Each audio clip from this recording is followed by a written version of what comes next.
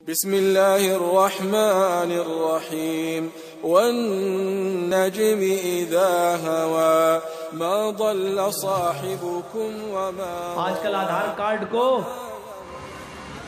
Finger print سے جوڑ دیا گیا نا. دیکھیے آپ جاتے ہیں آدھار کارڈ بنوانے کے لیے یا پاسپورٹ کے لیے تو آپ کے فنگر پرنٹ لیے جاتے ہیں. یہ ایسے کریے, یہ کیا ہے, یہ بنانا, یہ انگلیوں کے پور اور اس کے اندر جو چیزیں ہیں ایک آدمی کی دوسرے سے مختلف ہیں. پوری دنیا کے اندر ایک آدمی کی دوسرے سے مل ہی نہیں سکتی, سب کی الگ الگ ہیں, سب کی کنڈیشنز الگ ہیں. آپ جیسے ہی انگلی ایسے اور انگوٹھا جیسی رکھیں گے آ جائے گا محمد جرجیز. مولانا جرجیز نے ایک پاسپورٹ بنوا لیا ہندوستان سے, محمد جرجیز, فنگر پرنٹ دے دیے, بن گیا. نہیں, انڈیا کے پاسپورٹ سے ہمیں دبئی نہیں جانا ہے, چلو نیپال کے پاسپورٹ سے جائیں. نیپال کا ایک پاسپورٹ ہم نے بنوایا, محمد جمیل, نام بدل دیا. کیا نام؟ محمد جمیل بنایا. نیپال میں فنگر پرنٹ نہیں لیے جا رہے تھے, غریب ملک ہے, آگے نہیں پڑھ پایا زیادہ, انہوں نے بس لکھ کے دے دیا, بن گئی مہر. چلو جرجیز صاحب نے ویزا لگوایا, دبئی پہنچ گئے. جرجیز صاحب کا پاسپورٹ محمد جرجیز کے نام سے بن چکا ہے ہندوستان میں, فنگر پرنٹ لیے جا چکے ہیں. جرجیز صاحب محمد جمیل کے نام سے پاکستان یا سعودی عرب یا دبئی جا رہے ہیں, محمد جمیل کے نام سے پاسپورٹ نیپالی. دبئی ایئرپورٹ پہ اترے, دبئی ایئرپورٹ پہ امیگریشن میں جاتے ہیں, وہاں فنگر پرنٹ لیے جا رہے ہیں. آئیے باہر نکلنے سے پہلے فنگر پرنٹ دیجئے. جیسے ہی مولانا جرجیز نے اپنا انگوٹھا فنگر پرنٹ پہ رکھا, فوراً شو کر رہا ہے آپ کا پاسپورٹ تو محمد جرجیز کے نام سے بن چکا ہے, یہ محمد جمیل کے نام سے آپ آئے ہو, فرضی پاسپورٹ ہے یہ, جھوٹ بول کے آئے ہو. فوراً پولیس کو فون کیا گیا, اریسٹ کر دیا گیا. اریسٹ ہم, چلو لے جاؤ ان کو جیل کے اندر. کتنا زمانہ ترقی کر گیا, سائنس دیکھ رہے, ایک انگلی سے پکڑ لیا. ہندوستان میں فنگر پرنٹ لیا, یہ فنگر پرنٹ چڑھ گیا. دبئی میں انگوٹھا رکھا, اس نے بتا دیا کہ آپ محمد جرجیز ہیں, بھاگ نہیں سکتے ہو. انسان کتنا ہی کہیں مر جائے, ٹرین میں بیٹھ کے سفر کر رہا ہے راجدھانی اور شتابدی ٹکرا گئی, 200 آدمی مر گئے. میری گردن الگ کٹی پڑی ہے, پیر الگ کٹا پڑا ہے, لوگوں کی گردنیں کٹی پڑی, ہاتھ پیر کٹے پڑے ہیں, پتہ نہیں چل رہا ہے. جرجیز صاحب کی گردن تو دکھائی دے رہی ہے لیکن پیر کس کا ہے پتہ نہیں, یہ پیر کس کا ہے, یہ ہاتھ کس کا ہے. باڈی خلمت ہو چکی ہے, صرف چہرے پہ جانے جا رہے ہیں, باڈیوں کا پتہ نہیں. دفنا دیے گئے, جو ملا دفنا دیا گیا, لیکن مولوی جرجیز کا ہاتھ کہیں تو ہے, اس کا پیر کہیں تو ہے. ہاتھ دفنا دیا گیا, پیر دفنا دیا گیا. جرجیز صاحب کا سر گھر بھیج دیا گیا اٹاوا, لیکن پیر یہیں رہ گیا, ہاتھ یہیں رہ گیا. اس ہاتھ کو قبر میں دفنا دیا گیا. یہی ہاتھ میں جو فنگر پرنٹ ہے, جو بنانا ہے, جو انگلیوں کے پور ہیں, جو نشان ہے, اللہ تعالیٰ اسی نشان سے جو میچ ہے, اسی سے ہر انسان کی شکلوں کو, اس کی باڈی کو اس کے ساتھ جمع کر کے زندہ کر دے گا. جیسے آج ہندوستان کا رہنے والا محمد جرجیز دبئی میں بھی محمد جرجیز ہے. آپ دنیا کے کسی بھی کونے میں چلے جائیں, آپ محمد جرجیز ہی رہیں گے, آپ کے نام کے ساتھ رہیں گے. فنگر پرنٹ آپ کو بتا دے گا, انگلیوں کے نشان نہیں بدلتے. جب اللہ کی دی ہوئی عقل سے سائنس نے اتنی بڑی چیز بنا دی کہ یہاں کا آدمی وہاں ڈھونڈا جا سکتا ہے, یہاں سے بھاگا ہوا آدمی وہاں پکڑا جا سکتا ہے, تو پھر دنیا کے کسی کونے میں بھی آپ چلے جائیں اور مر جائیں, لاش آپ کی کہیں بہا دی جائے, لیکن اللہ تبارک و تعالیٰ کے پاس یہ قدرت کاملہ ہے, آپ کو آپ کی انگلیوں کے پور سے آپ کو دوبارہ اٹھا دے, پیدا کر دے, جیوت کر دے اور آپ کا حساب و کتاب لے لے. دنیا میں کوئی بھاگ نہیں سکتا. بلا قادرین علی ان نسوی بنانا, ہم تو انسان کے انگلیوں کے پور بھی بنانے پر قادر ہیں. اللہ کہتا ہے میرے بندو, جب ہم پانی کے قطرے سے تمہاری انگلیاں بنا سکتے ہیں, پانی کے قطرے سے تمہارے پور بنا سکتے ہیں, ہیں, پانی کے قطرے سے تمہارا ناخن بنا سکتے ہیں, پانی کے قطرے سے تمہارا ہاتھ بنا سکتے ہیں, پانی کے قطرے سے ہم تمہارا پیر بنا سکتے ہیں, تمہارا گھٹنا بنا سکتے ہیں, تمہاری پنڈلی بنا سکتے ہیں, تمہاری ران بنا سکتے ہیں, تمہاری کمر بنا سکتے ہیں, اسی پانی کے قطرے سے اتنی مضبوط ریڑھ کی ہڈی بنا سکتے ہیں, اسی پانی کے قطرے سے ہم تمہارا سر اتنا مضبوط کہ ہتھوڑے مارو تب جا کر ٹوٹے یہ سر بنا سکتے ہیں, اور اسی پانی کے قطرے سے ہم اتنا نرم بھیجا بنا سکتے ہیں کہ 2 انگلیوں کے بیچ میں رکھ کے مسلنا چاہو تو مسل دو.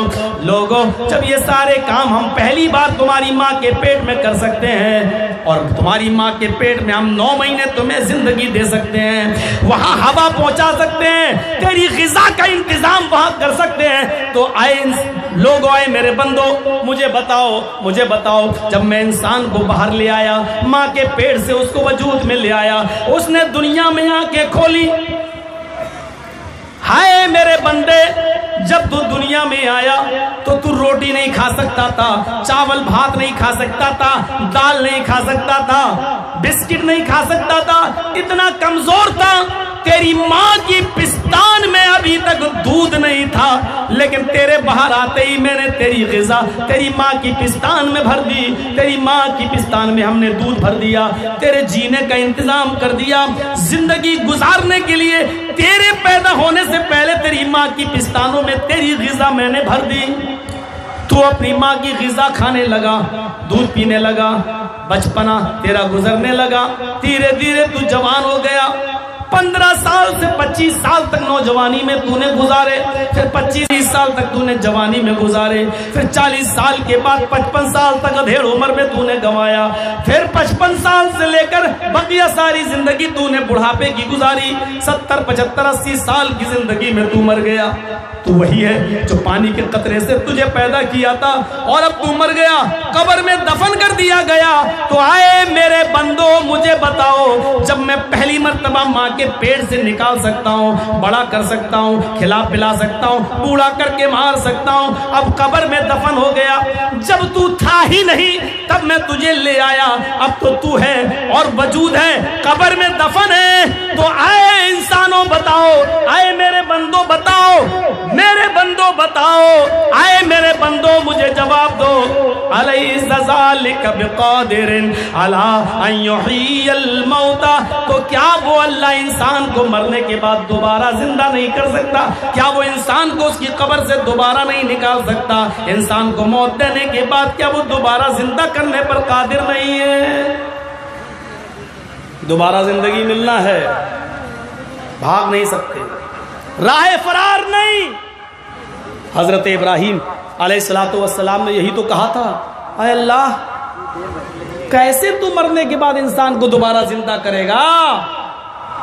ربی ارینی کیف تحیی الموتى, اے اللہ مجھے دکھا تو انسانوں کو, لوگوں کو مرنے کے بعد کیسے زندہ کرے گا؟ قال ولم تؤمن, اللہ نے کہا ابراہیم ایمان نہیں ہے, مانتے نہیں ہو, بھروسہ نہیں ہے مجھ پر؟ قال بلا ہے, اے اللہ ایسا کیسے ہو سکتا ہے کہ تجھ پر بھروسہ نہ ہو؟ ایمان تو ہے, ولکن لیطمئن قلبی, لیکن میرے دل کو اطمینان ہو جائے گا, دیکھ لوں گا تو سکون مل جائے گا, میرے دل کو قرار آ جائے گا, مجھے دکھا دے کہ کیسے تو مرنے کے بعد انسان کو زندہ کرے گا. فرمایا ابراہیم, ہندو دکھاؤ مجھے کتنے, مجھے بتاؤ ادھر لاؤ ہندو. آپ نے لکھا وید پڑھنا ہے مولانا صاحب, مجھے ہندو بھائی جتنے ہو ادھر آ جائیں آگے, ہم ایسے نہیں مانیں گے. آپ کہہ رہے ہیں تو دکھاؤ مجھے کہاں ہے. رات کے 12 بجے آپ ہمیں ٹائم دو گے, پھر کہو گے وید پڑھو. یار موت کے اوپر تقریر چل رہی ہے, اتنا زبردست فکر آخرت, آپ کہہ رہے وید پڑھو وید پڑھو, مسلمانوں کو ہم وید سنانے آئے ہیں. یار مجھے بتائیے, ہندو بھائی ادھر آئے تو ذرا, کتنے ہندو بھائی ذرا ہاتھ اٹھاؤ تو. مسلمان ہاتھ اٹھائیں گے تو قیامت کے دن یہ جواب دیں گے, ہندو کتنا ذرا بتائیں. ایک ہندو بھائی نہیں وید پڑھ رہا ہے, یہ وید ان کو سنائیں گے ہم؟ یار عجیب تعجب ہے ہمیں. میری تقریر ہو رہی موت پر وید سناؤ, اب گزر دوں موت میں, ہم گزر دیں ہوم ہوم دوسرے منتر وید.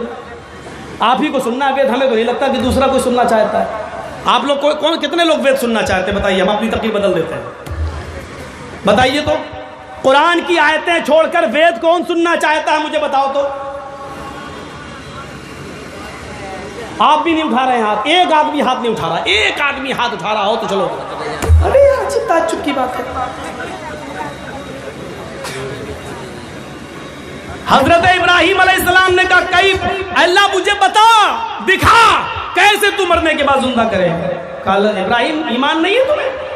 ہے، لیکن میرے دل کو اطمینان مل جائے گا، میرے دل کو سکون مل جائے گا، میرے دل کو قرار آ جائے گا۔ فرمایا ٹھیک ہے، آئے ابراہیم فخذ اربعۃ من الطیر، 4 پرندوں کو لو الگ الگ، ایک کبوتر، ایک فلاں، ایک فلاں، 4 پرندے لو الگ الگ۔ مائک کہاں چلا گیا؟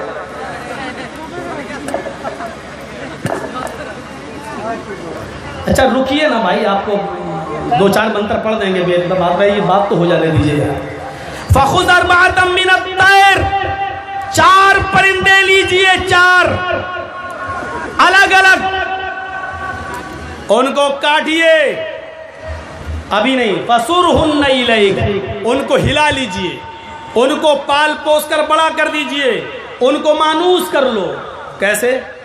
کبھی آپ نے سرکس دیکھا؟ سرکس میں جانور ہوتے نا، جب ان کا مالک ان کو مانوس کر دیتا ہے، اٹھو تو اٹھ جاتا ہے۔ کبھی کبھی بندر کا ناچ دکھاتے ہیں لوگ، تو کہتے ہیں بندر سے سسرال کیسے جاؤ گے، تو وہ بتاتا ہے ایسے، تو مانوس کر لیتے ہیں، مانوس ہلا لیا جاتا ہے، اٹھو اٹھ گیا، بیٹھو بیٹھ جاؤ، آواز پہچاننے لگتا اپنے مالک کی۔ اے ابراہیم 4 پرندے لو، ان کو ہلا لو، ان کو مانوس کر لو۔ وہ 4 پرندے حضرت ابراہیم کو خوب پہچاننے لگے۔ حضرت ابراہیم کہتے آہ آہ، وہ آ جاتے۔ ابراہیم کہتے چلو کھاؤ، وہ چلے جاتے۔ ابراہیم علیہ السلام کہتے کھاؤ، وہ کھانے لگتے۔ یعنی اتنا ہلا لیا، مانوس کر لیا۔ وہ پرندے جب ابراہیم کی آواز سنتے آہ آہ تو آ جاتے، کہیں بھی ہوتے آ جاتے، ادھر بیٹھے آہ آ جاتے۔ کیوں؟ اتنا مانوس کر لیا، پال پوس کر اتنا ہلا لیا۔ اللہ نے کہا ابراہیم اب ان کو کاٹو۔ 4 پرندوں کو کاٹ دیا اور 4 کا گوشت ملا دیا، اس کی ہڈی اس میں، اس کی ہڈی اس میں، اس کا گوشت اس میں، اس کا گوشت اس میں ملا دیا۔ 4 پرندوں کے گوشت کو خلط ملط کر کے ہلا بلا کے ملا کے کہا اے ابراہیم اب کیا کرنا ہے؟ ثم اجعل علی کل جبل منہن جزءا، تھوڑا تھوڑا سا ہر پہاڑ کے اوپر رکھ دو، تھوڑا سا ادھر، تھوڑا سا ادھر، تھوڑا سا ادھر گوشت، 2-3 بوٹی ادھر، 2-3 بوٹی ادھر، 2-3 بوٹی ادھر، 2-3 بوٹی ادھر، 2-3 کئی پہاڑوں پہ رکھ دیا۔ آئے ابراہیم جاؤ اپنے مکان پر، جاؤ اپنے گھر کی چھت پر، چلے گئے۔ بلاؤ ان پرندوں کو، آواز دو، جن کو کاٹ دیا، جن کو خلط ملط کر دیا، جن کا گوشت، ان کو آواز دو۔ ثم ادعوہن یاتینک سعیا، آئے ابراہیم جب تم ان کو آواز دو گے تو یہ دوڑتے ہوئے پرندے چلے آئیں گے۔ ابراہیم علیہ السلام نے اپنے ہاتھ سے پرندوں کی بوٹیوں کو، گوشت کو الگ الگ پہاڑ پر رکھا اور اپنے گھر پہ آ کے کہتے ہیں آہ آہ ثم ادعوہن، بلاؤ ان کو، بلایا، آہ آہ، جیسے ہی کہا آہ، اس پرندے کی بوٹیاں ادھر گئیں، اس کی ادھر آئیں، جس پرندے کی ہڈیاں تھیں الگ ہوئیں، اور وہ سب ابراہیم علیہ السلام کی آنکھوں کے سامنے 4 پرندے زندہ ہو رہے ہیں، اس کی ہڈیاں اس میں جا رہی ہیں، اس کا گوشت اس میں جا رہا ہے، جس پرندے کا جو گوشت، جو ہڈی تھی ان کے سامنے زندہ ہو رہی ہے، اور وہ دوڑتے ہوئے ابراہیم علیہ السلام کے پاس چلے آئے، اڑتے ہوئے حضرت ابراہیم علیہ السلام کے پاس چلے آئے۔ کہا ایسے ہم انسان کو مرنے کے بعد زندہ کریں گے، صرف کہیں گے اٹھ قبر سے، اے جرجیس اٹھ گئے، اے فلاں اٹھ گیا۔ قبر سے انسان اٹھے گا، اٹھ جائے گا۔ یہ مت دیکھیے کہ قبر میں عذاب، ہم تو روز جاتے ہیں عذاب نہیں ہوتا ہے، کہاں ہوتا ہے؟ ٹوٹی پھوٹی قبریں ملی۔ موت کو یاد کریے، موت کو جب بھی قبرستان جایا کرو تھوڑی دیر رک جایا کرو، ٹوٹی پھوٹی ہڈیوں کو دیکھ لیا کرو۔ ابن قیم کی کتاب ہے، ابن قیم رحمت اللہ علیہ کی کتاب، ابن الجوزی کی کتاب ہے صفت الصفوہ۔ ابن الجوزی نے صفت الصفوہ کے اندر بڑا دلچسپ واقعہ نقل کیا ہے، اور وہ واقعہ یہ ہے کہ واقعہ ہے خراسان کا دروازہ ہے، خراسان کا دروازہ ہے، اس دروازے وہ شہر کی طرف کھلتا ہے۔ یحییٰ ابن ایوب اپنے گھر سے خراسان کے دروازے پر پہنچتے ہیں جو شہر کی طرف کھلتا ہے. وہ اس دروازے کو پاس سے جب پہنچ جاتے ہیں تو وہاں سے ان کا آبائی قبرستان دکھائی دے رہا ہے. جو قبرستان ہے وہ قبرستان دکھائی دے رہا ہے. یحییٰ ابن ایوب خراسان کے دروازے پر بیٹھ گئے اور قبرستان پر نظر ڈالنے لگے. رات کے تقریباً ایسے ہی 2-2:30 بجے ہوں گے، 3 بجے ہوں گے، یہی کوئی ٹائم ہوگا. 1-1:30-2 بجے کا خراسان کے دروازے پر بیٹھے ہوئے ہیں اور قبرستان پر نظر ڈالے ہوئے ہیں. دیکھ رہے ہیں ٹوٹی پھوٹی قبر کی طرف نظر جاتی اور اپنی موت کو یاد کر رہے ہیں. اپنی موت کو یاد کرتے ہیں. اپنی موت کو اچانک ان کی نظر پڑتی ہے کہ اسی قبرستان کے اندر ایک شخص کمبل اوڑے ہوئے چلا رہا ہے. ایک آدمی کمبل اوڑے ہوئے چلا رہا ہے. اس نے اپنا چہرہ چھپا رکھا ہے. اس کو معلوم نہیں ہے اس قبرستان میں پہلے سے کوئی دروازے پر بیٹھا ہوا ہے. وہ شخص کمبل سے اپنا چہرہ چھپائے ہوئے ہیں اور ایک ایک قبر کو دیکھتا جا رہا ہے. اور جہاں اس نے سب سے پھوٹی ہوئی، سب سے ٹوٹی ہوئی جو قبر دیکھی، سب سے پھوٹی ہوئی اور ٹوٹی ہوئی جو قبر دیکھی، اسی قبر کے پاس جا کر بیٹھ گیا. اسی قبر کے پاس جا کر بیٹھ کر رونے لگا. ہڈیوں کو دیکھتا جاتا روتا جاتا، کھوپڑی کو دیکھتا جاتا روتا جاتا، ٹوٹی پھوٹی قبر کو دیکھ رہا اور رو رہا ہے.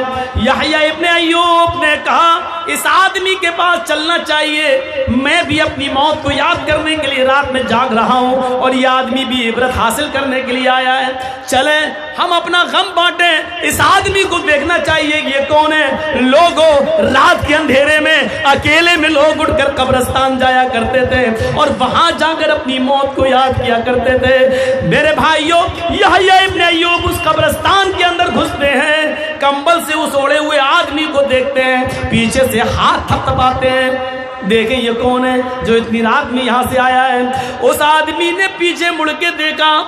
اس آدمی نے پیچھے مڑ کے دیکھا تو یحییٰ ابن ایوب اس کو پہچان گئے. وہ ان کا جگری دوست نکلا. کہنے لگے تم تو سعدون ہو، تم تو سعدون ہو. کہاں آئے یحییٰ، تم یہاں کیسے؟ یحییٰ ابن ایوب کہتے ہیں میں اپنی موت کو یاد کر یہ قبرستان میں ٹوٹی ہوئی قبروں کو دیکھ کر اپنی موت کو یاد کر رہا ہوں. یحییٰ ابن ایوب کی بات سن کر سعدون نے کہا ہم بھی اپنی موت کو یاد کرتے ہوئے یہاں آئے ہیں. اس سے اچھی جگہ کوئی نہیں ہے عبرت کی، نصیحت کی.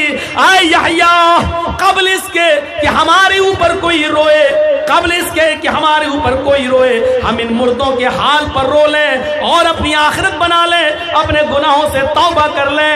آئے یحییٰ، قبل اس کے کہ ہمارے اوپر کوئی روئے، ہم ان مردوں کے حال پر رو لیں. آؤ مل کے عبرت حاصل کرتے ہیں. اتنا کہنا تھا. یحییٰ ابن ایوب کی ہچکیاں بن جاتی ہیں، روتے روتے حال خراب ہو جاتا ہے. آئے سعدون، کیا یہی وہ ہڈیاں ہیں جو کل ہماری طرح تھی لیکن کل ہماری ہڈیاں اس طرح ہو جائیں گی؟ آئے یحییٰ، کل یہ لوگ ہماری طرح سوچا کرتے تھے لیکن کل ہماری کھوپڑی بھی ان کی طرح ہو جائے گی. یہ سوچتے ہیں، بولتے جا رہے ہیں، سوچتے جا رہے ہیں، بولتے جا رہے ہیں، سوچتے جا رہے ہیں اور ایک دردناک چیخ مارتے ہیں. یحییٰ ابن ایوب اور زمین کے اوپر گر جاتے ہیں، بے ہوش ہو جاتے ہیں. حضرت سعدون ان کی پیشانی کا پسینہ پوچھتے جا رہے ہیں اور پانی کے چھینٹے مارتے جا رہے ہیں. تھوڑی دیر کے بعد یحییٰ ابن ایوب کو ہوش آتا ہے.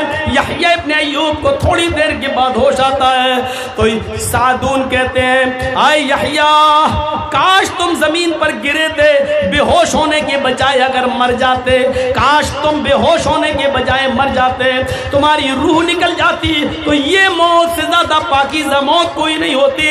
آج تم سے بڑا خوش نصیب کوئی نہیں ہوتا لیکن تم صرف بے ہوش ہوئے ہو. آج اللہ کا خوف، عذاب قبر کے ڈر کی وجہ سے تم گرے ہی تھے. تم مر جاتے تو یہ موت تمہارے لیے بڑی بابرکت موت ہوتی لیکن تم صرف بے ہوش ہوئے. آئے یحییٰ، اگر مر جاتے تو بڑی خوش نصیب والی موت ہوتی. میرے بھائیوں، اس طریقے سے لوگ اپنی موتوں کو یاد کیا کرتے تھے.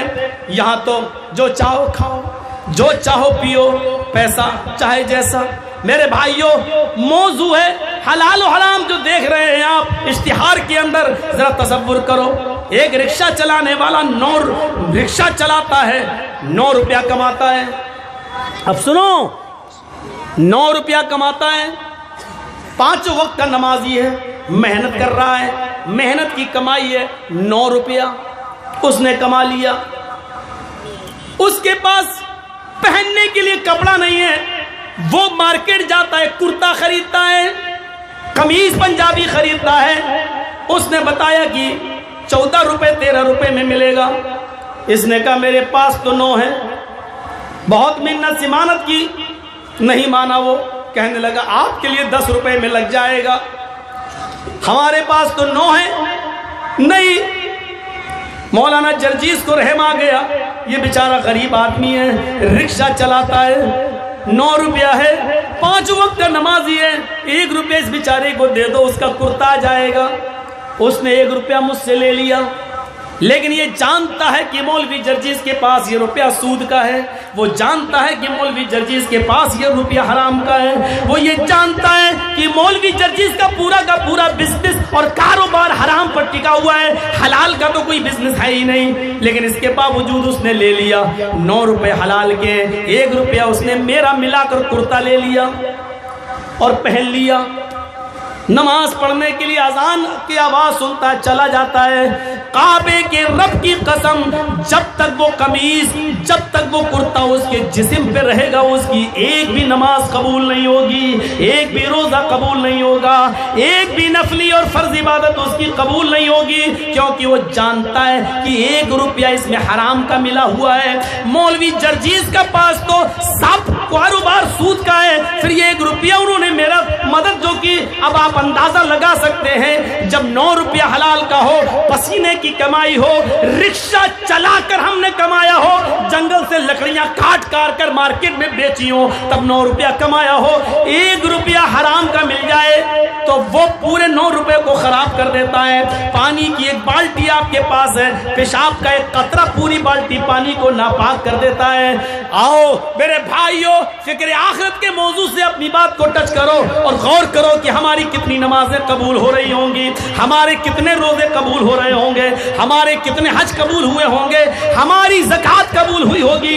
یہ مدرسوں میں جو ہم چندہ دے رہے ہیں, ہم اپنے کاروبار پہ پہلے نظر ڈالیں, لینے والے بھی نظر ڈالیں کہ کن سے لے رہے ہیں, اور دینے والے بھی نظر ڈالیں کہ ہم کون سا مال دے رہے ہیں.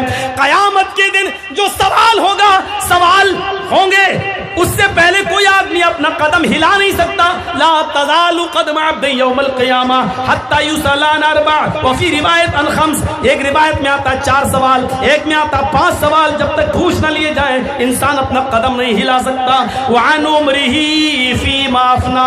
پہلا سوال یہ ہوگا, آئے 70-80 سال کے بڈھے, بتا تو نے اپنی عمر کہاں گنوائی؟ ہم نے جو 80 سال تجھے عمر دی, بتا کہاں گنوائی؟ جواب دینا حقہ پینے میں, جواب دینا شطرنج کھیلنے میں, جواب دینا اپنے بیوی سے لڑنے میں. آئے 70-80 سال کے بوڑھو, جواب ڈھونڈ لو. اللہ نے سوال بتا دیا, پرچہ آؤٹ کر دیا, جواب کی تیاری کرنے یہاں بھیجا ہے. جواب کی تیاری کرو. ان عمری فیما افنا. جو عمر دی بتاؤ کہاں گنوائی؟ جو عمر دی 80 سال 90 سال جو تم زندہ رہے, کہاں گنوایا؟ پہلا سوال. پھر عمر کے ایک مخصوص حصے کا الگ سے سوال ہوگا. وعن شبابی فیما ابلا. نوجوانی کہاں گزاری, جوانی کہاں گزاری, یہ بتاؤ. ابن تیمیہ نے عمر کے 5 حصے بنائے ہیں. 1 سال سے لے کر 14 تک بچپنا, 15 سے لے کے 24 تک نوجوانی, 25 سے لے کے 39 تک جوانی, 40 سے لے کے 54 تک ادھیڑ عمر, اور 55 سے لے کے آگے جتنی عمر جائے وہ بڑھاپا. یہ ابن تیمیہ نے عمر کے حصے بتائے. 1 سے لے کے 14 تک یہ بچپنا ہے, 15 سے لے کے 24 تک یہ نوجوانی ہے, 25 سے لے کے 39-40 تک یہ جوانی ہے. اللہ جوانی کے بارے میں غلط سے سوال کرے گا. وعن شبابی فیما ابلا. 15 سے لے کے 40 تک, یعنی نوجوانی اور جوانی دونوں شامل ہیں. آئے نوجوانوں, جوانوں, یہ عمر تم نے کہاں گنوائی؟ یہ 15 سے لے کے 40 سال تک جتنے لوگ یہاں بیٹھے ہیں, اس جواب کی تیاری کریں. آپ سے اس سوال کا ایک الگ سے حساب ہوگا. کیا جواب دو گے؟ لڑکیوں سے رات بھر واٹس ایپ چلانے میں, میسنجر پر بات کرنے میں, پوری رات جیو میں 1.5 GB گندی فلمیں دیکھنے میں, پوری رات لڑکیوں سے کنیکشن بھڑانے میں اور سیٹنگ بنانے میں. जवाब ढूंढ लो। आए 15 साल से 40 साल के जवानों, ये एक अलग से सवाल होगा, कहाँ इस उम्र को तुमने गवाया? वअन शबाबी फी माबला, अपनी जवानी कहाँ गुजारी? वअन मालिही, तीसरा सवाल माल के ताल्लुक से होगा। तीसरा सवाल माल के ताल्लुक से होगा, मैं आइना तसबा, कमाया कहाँ से, जरिया क्या था? चाकू मार के छीना, कोई आ रहा था उसकी बाइक लूटी, औरतें रात में बेचारी सफर कर रही हैं, पिस्टल रखकर उनके जेवर छीने, कमाया कहां से? तीसरा सवाल ये है, कमाया कहां से? और चौथा सवाल ये है, खर्च कहां किया? ऐना अनफक्ता, ये भी बताओ कमाया कहां से, और ये भी जवाब दो खर्च कहां किया। सोच लो, इसके बगैर कदम हिल नहीं सकता। कमाया कहां से ये भी बताओ, और खर्च कहां किया ये भी बताओ। और पांचवा सवाल हम मौलवियों से होगा, इल्म हासिल किया, उस पर खुद कितना अमल किया और दूसरों तक कितना पहुंचाया। ये 5 सवाल जब पूछ न लिए जाएं, कयामत के दिन कोई आदमी अपना कदम हिला नहीं सकता। हिसाब किताब हो गया। अब सुनो नौजवानों, हिसाब किताब हो गया, सिफारिश हो गई, जन्नतियों का जन्नत में जाने का फैसला हो गया, जहन्नमियों का जहन्नम में जाने का फैसला हो गया। अल्लाह कहेगा, आए फरिश्तों, जन्नतियों को जन्नत के अंदर ले जाओ। ये माइक वाले को ऐसे रोक रोक के पैसे देना, इसका हिसाब ऐसे ही करना, एकदम तार छोड़ देता है। आए जन्नतियों, फरिश्तों जन्नतियों को जन्नत में ले जाओ। आए जहन्नमियों, फरिश्तों जहन्नमियों को जहन्नम में दाखिल कर दो। मैदान महशर होगी। नौजवानों जरा इस मंजर को देखना, इस मंजर को मैंने लास्ट में आपके सामने रखा है ताकि ये असर जाते वक्त भी आपके दिमागों में छाया रहे, छाया रहे। जन्नतियों को फरिश्ते जन्नत की तरफ ले जा रहे होंगे, जहन्नमियों को फरिश्ते जहन्नम की तरफ ले जा रहे होंगे। इतने में एक फरिश्ता आएगा, उसके हाथ में मरा हुआ दुम्बा होगा, उसके हाथ में मरा हुआ दुम्बा होगा। हमें और आपको जो मौत आती है दुनिया में, जो मौत आई, इस मौत को मरे हुए दुम्बे की शक्ल में पेश किया जाएगा। मैंने कहा था ना, सबको फना होना है, सबको। जमीन फना, आसमान फना, सूरज फना, चांद फना, तो ये जिंदगी भी फना हुई है तो मौत को भी फना होना है, मौत को भी मौत आना है। मौत भी अल्लाह की मखलूक है, अल्लज़ी खलक़ल मौत वल हयाता, अल्लाह की मखलूक तो मौत भी और मौत को भी फना होना है। अल्लाह फरिश्ता मरे हुए दुम्बे को लेकर आएगा, मरे हुए दुम्बे को, और कहेगा, आए जन्नतियों, जन्नत में जाने से पहले जन्नत के किनारे खड़े हो जाओ। आए जहन्नमियों, जहन्नम में जाने से पहले जहन्नम के किनारे खड़े हो जाओ। जन्नती जन्नत के किनारे खड़े हो जाएंगे, जहन्नमी जहन्नम के किनारे खड़े हो जाएंगे। फरिश्ता पूछेगा, आए जन्नतियों, मेरे हाथ में क्या है? जन्नती कहेंगे मौत। जहन्नमियों, तुम बताओ मेरे हाथ में क्या है? जहन्नमी भी कहेंगे मौत। आए जन्नतियों, आए जहन्नमियों, तुम्हें कोई चीज धोखे में न रखे, इसलिए तुम्हें एक चीज बताने आया हूं। क्या? जन्नती और जहन्नमी कहेंगे, क्या ये मौत है? दुनिया में तुम्हें जो मौत आती थी, ये मौत को अल्लाह ने मरे हुए दुम्बे की शक्ल में मुझे दिया है। फिर वो फरिश्ता उस मरे हुए दुम्बे को जमीन पर लिटा देगा। आए जन्नतियों और आए जहन्नमियों, दोनों देखो। जन्नती देखेंगे, जहन्नमी देखेंगे, वो उस मरे हुए दुम्बे की गर्दन काट देगा, वो दुम्बे पर छुरी चला देगा, ज़िबा कर देगा। कहेगा, जन्नतियों, तुम हमेशा के लिए जन्नत में जाओ, अब तुम्हें कभी मौत नहीं आएगी, क्योंकि मौत को भी मौत आ गई है। मौत ही को जब मौत आ गई तो अब मौत आने का सवाल नहीं। आए जहन्नमियों, तुम भी हमेशा के लिए जहन्नम में जाओ, तुम्हें भी अब कभी मौत नहीं आएगी, क्योंकि मौत को भी मौत आ चुकी है, मौत को भी फना किया जा चुका है। आए जन्नतियों, जन्नत हमेशा के लिए तुम्हारे लिए, आए जहन्नमियों, जहन्नम हमेशा के लिए तुम्हारे लिए। जन्नती जन्नत में चले जाएंगे, जहन्नमियों को यह झटका बहुत बड़ा लगेगा, वो जहन्नम में दाखिल कर दिए जाएंगे। जन्नती जब अपने बालाखाने में घुसेंगे, अपने कमरों की, महलों की खिड़कियां खोलेंगे, उनको जहन्नम का एक छोटा सा तबका नजर आएगा। گا، ایک چھوٹا سا حصہ نظر آئے گا، کسی کی گردن کٹی پڑی ہے، کسی کا ہاتھ نکلا پڑا ہے، کسی کا پیر کٹا پڑا ہے، وہ جنتی چیخ کر کہیں گے آئے جہنمیوں، تم تو دنیا میں میرے ساتھ رہتے تھے، کھاتے تھے، پیتے تھے، چلتے تھے، اٹھتے تھے، بیٹھتے تھے، سوتے تھے، لین دین کرتے تھے، کاروبار کرتے تھے، بزنس کرتے تھے، ہمارے یہاں شادی بیاہ کرتے تھے، ہم جنت میں تم جہنم میں، آخر تم دنیا میں ایسے کون سے کام کرتے تھے کہ جس کی وجہ سے تمہیں جہنم میں آنا پڑ رہا ہے؟ جہنمی اوپر دیکھیں گے، وہ شکایت کے لہجے میں کہیں گے اے جنتیوں، ہمارے دنیا میں بہت بڑے بڑے گناہ کے کام ہوئے تھے جس کی وجہ سے ہم جہنم میں آئے، سب سے بڑا گناہ میرا یہ تھا، سب سے بڑا ریزن میرا یہ ہے جہنم میں آنے کا، لم نکو من المصلین، ہم دنیا میں نمازیں نہ پڑھا کرتے تھے، ہم نے دنیا میں نمازیں چھوڑی، لم نکو نطعم علی طعام المسکین، ہم نے مسکینوں کو کھانا نہیں کھلایا، ہم مسکینوں کو، فقیروں کو، بھوکوں کو کھانا نہیں کھلایا کرتے تھے۔ میرے بھائیوں، پھر وہ جہنمی جنتیوں سے کہیں گے اے جنتیوں، دنیا کے سمندر مجھے دے دو، خشک ہو جائیں گے، میری پیاس نہیں بجھے گی، سمندر خشک ہو جائیں گے لیکن میری پیاس نہیں بجھے گی، تھوڑا سا جنت کا بے حیات کا ایک قطرہ، ایک بوند میرے حلق میں ڈال دو، میرا گلا سوکھا جا رہا ہے۔ جنتی اپنی کھڑکی بند کر دیں گے اور کہیں گے اے جہنمیوں، میں نے تو ہمدردی کے ناطے پوچھ لیا ہے، ہم تمہاری کوئی مدد نہیں کر سکتے، تم جنت کا بے حیات مانگ رہے ہو، پانی کا ایک قطرہ مانگ رہے ہو، اللہ نے تو تمہارے اوپر جنت کی مہک اور خوشبو بھی حرام کر دی ہے، ہم تمہاری مدد نہیں کر سکتے۔ اس جہنم سے ڈرو، اس جہنم سے ڈرو، کچھ کام کر لو، کچھ نیک عمل کر لو۔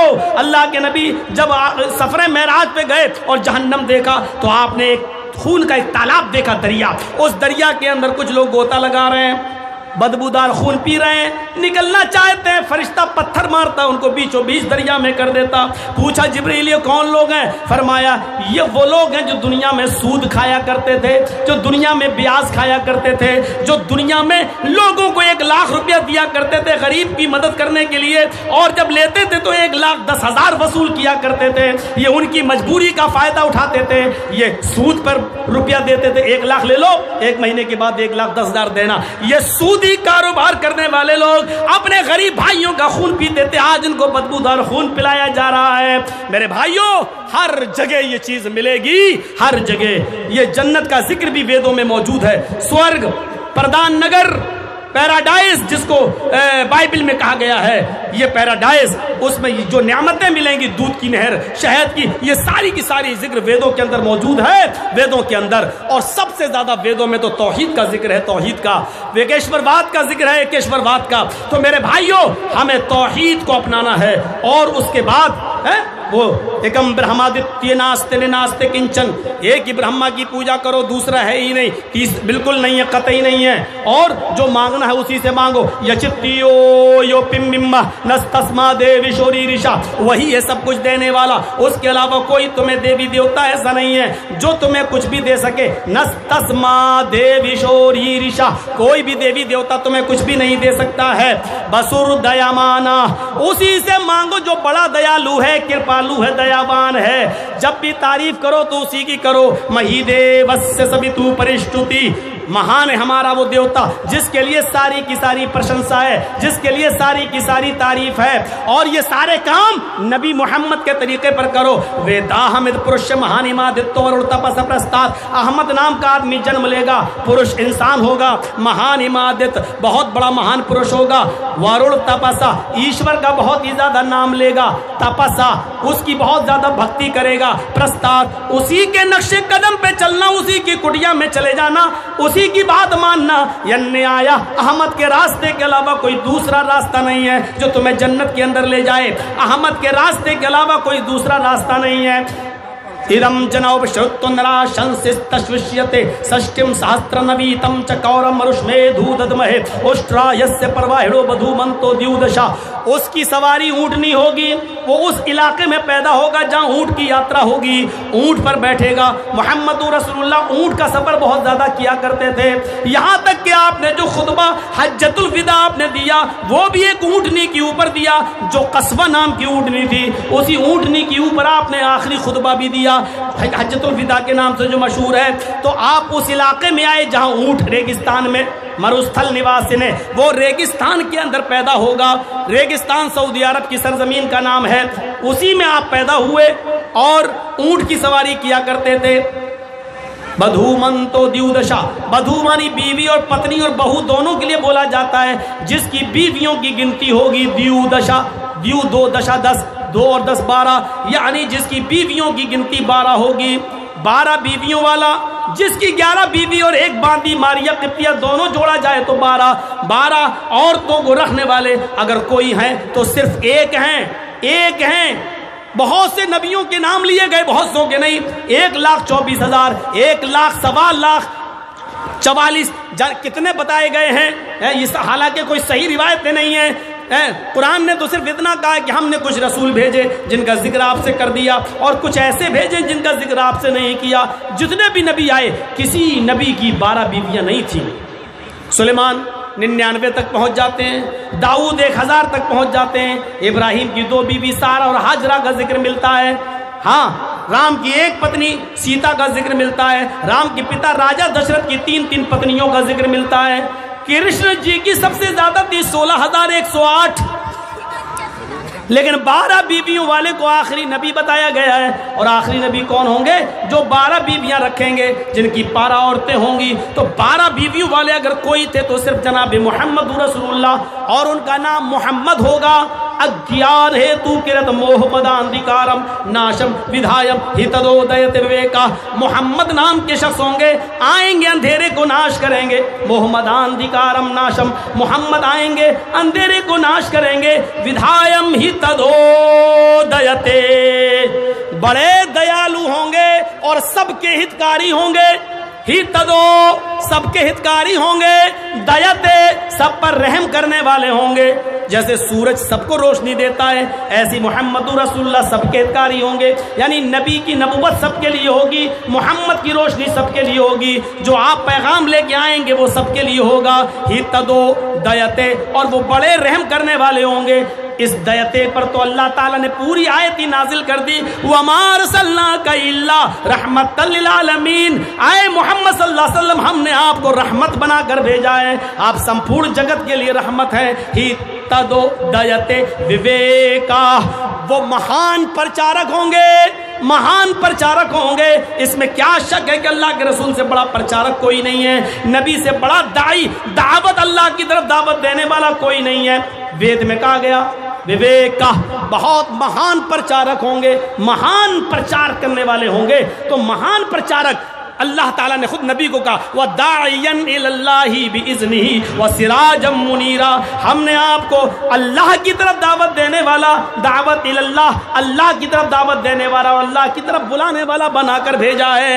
تو آپ دیکھ لیجئے ان ویدوں کے منتر میں توحید ہے، محمد رسول اللہ کی رسالت ہے، اور یہ بھی کہا گیا ہے کہ وہ پر کو پہا بھیابیتم کرتبیا، سب سے زیادہ وہ قیامت کے دن سے لوگوں کو ڈرائیں گے، پرلے کے دن سے ڈرائیں گے، ڈے آف ججمنٹ سے ڈرائیں گے، قیامت کے دن سے ڈرائیں گے۔ اس میں کیا شک ہے؟ آپ لوگوں کو قیامت کے دن سے ڈرایا کرتے تھے، لوگوں قیامت کے آنے سے پہلے کچھ تیاری کر لو۔ ایک بار آپ نے عبداللہ ابن عمر کا کاندھا پکڑ کے فرمایا کن فی الدنیا کانک غریب و عابر سبیل، اے عبداللہ دنیا میں اس طرح رہو جیسے کوئی اجنبی یا مسافر۔ اذا اصبحت فلا تنتظر المساء، جب صبح ہو جائے تو شام کا انتظار نہ کیا کرو، اور جب شام ہو جائے تو صبح کا انتظار نہ کیا کرو۔ اے عبداللہ جب صبح ہو جائے تو شام کا انتظار نہ کیا کرو، پتہ نہیں شام تک تم مردوں میں لکھے جاؤ یا زندوں میں، اور جب شام ہو جایا کرے تو صبح کا انتظار مت کیا کرو، اس لیے کہ پتہ نہیں صبح تم مردوں میں لکھے جاؤ یا زندوں میں۔ تو آپ قیامت کے دن سے لوگوں کو ڈرا رہے ہیں۔ آپ کی بیٹی فاطمہ ایک غلام کے لیے آئیں، آپ نے فرمایا بیٹی میں تمہیں غلام سے بہتر چیز نہ دے دوں؟ کا فرمایا کیا؟ فرمایا بیٹی جب بستر پہ جایا کرو تو 33 بار سبحان اللہ، 33 بار الحمدللہ اور 34 بار اللہ اکبر پڑھ لیا کرو، یہ تمہارے لیے غلام سے زیادہ بہتر ہوگا۔